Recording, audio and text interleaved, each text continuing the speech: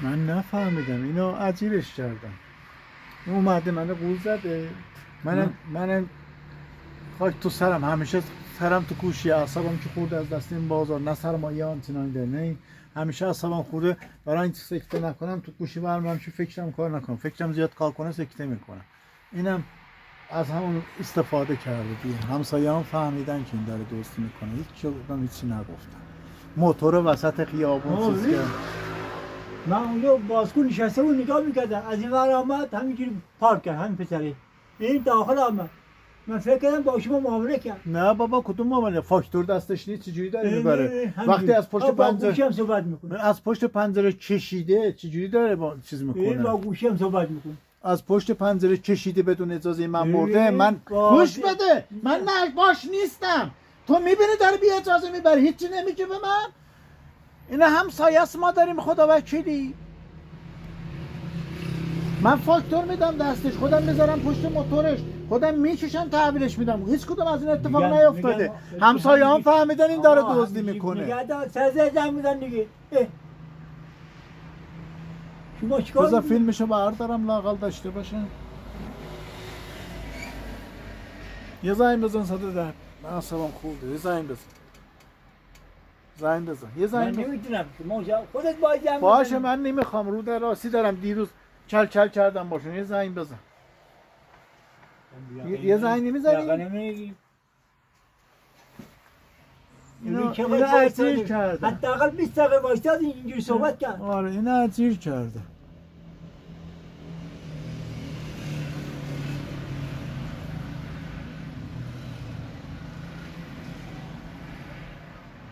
ببین این شما رو نگاه میکنه چیکار میکنی داخل. ببین الان رفت بدون اجازه من دزدی کنه. آخه تو نمیگی این دزدیه؟ همسایه ها نمیگن این قفار اینا فروختیه نفروختی داره میکشه میبره؟ این دزدیه دیگه. ببین نگاه میکنه، ایز گم میکنه، ایز گم میکنه. بذار این داره ایز گم میکنه. همینجوری دوتا رو همینجوری کنین، اونی گذاشت پایین، یکی دیگه هم برمیداره. با گوشی صحبت میکنیم. داریم میفهمین که این دزدیه. هیچ کدوم به من نگفتید. خدا وکیلی میفهمیدین که این دزدیه. ما داخل آمد نفهمیدیم. داخل آمد پسر، این پسر داخل بیاد نه فاکتور میدم نه میکشم، اون میکشه دزدی میکنه میبره. شما نمیفهمین دزدیه؟ شما فهمیدین، من نفهمیدم، من خر نفهمیدم.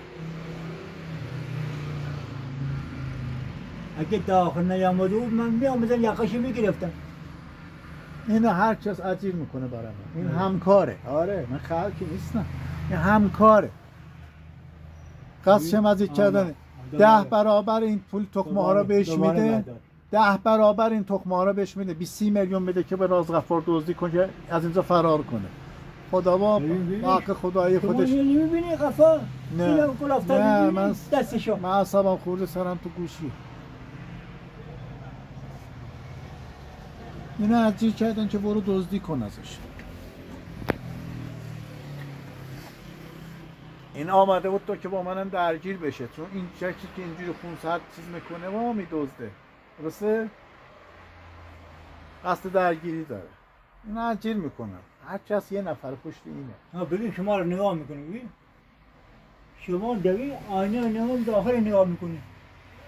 یه همینجوری میبره. بدون فاکتور. این دزدیه دیگه. شما همینجوری میبره. این دزدیه. این دزدیه. این دزدیه. همتون فهمیدین که این دزدی کرده از من رفت، هیچی نگفتید. خدا سر